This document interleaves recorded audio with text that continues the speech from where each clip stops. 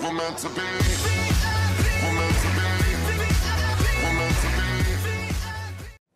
Bonjour, je suis Thomas Pesquet, astronaute français de l'Agence spatiale européenne pour la mission Proxima à bord de la Station spatiale internationale. Je suis très attaché aux valeurs du sport, sportif moi-même, et bien sûr aux particularités de l'environnement spatial. J'ai entre les mains un volant de badminton qui me permet de concilier ces deux domaines dans un exercice de physique amusante.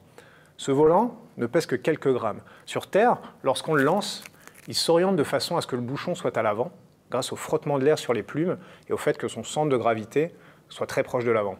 Mais qu'en sera-t-il dans l'espace? Aura-t-il le même comportement ou bien va-t-il tourner sur lui-même?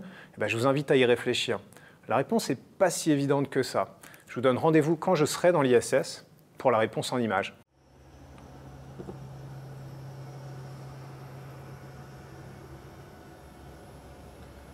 Bonjour à tous. Il y a quelque temps, je vous avais lancé un petit challenge autour de ce volant de badminton.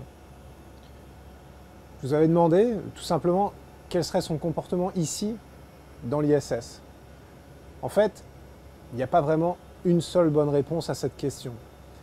Dans la Station spatiale internationale, le comportement du volant et son orientation vont dépendre en grande partie du mouvement initial que je lui donne.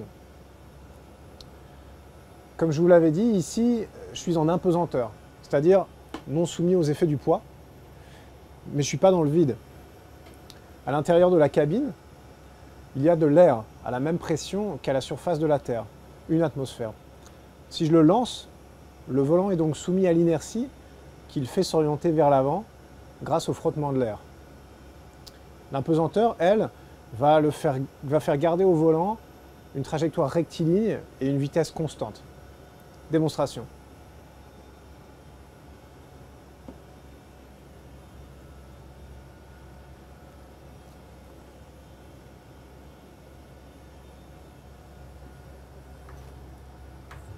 Au contraire, si je le lâche doucement, le frottement de l'air ne joue pas et il va plutôt se mettre à tournoyer sur lui-même, soumis aux forces initiales quand je le lâche.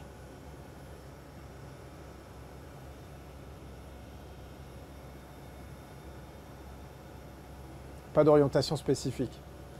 La bonne réponse était donc, les deux sont possibles. Si je le lâche lentement, il tourne de façon erratique. Par contre, si je le lance plus vite, il va correctement s'orienter comme sur Terre. J'espère que ce petit challenge vous a amusé, vous a permis de vous poser de nouvelles questions sur la physique qui nous entoure. Bravo à ceux qui avaient trouvé la bonne réponse et à bientôt.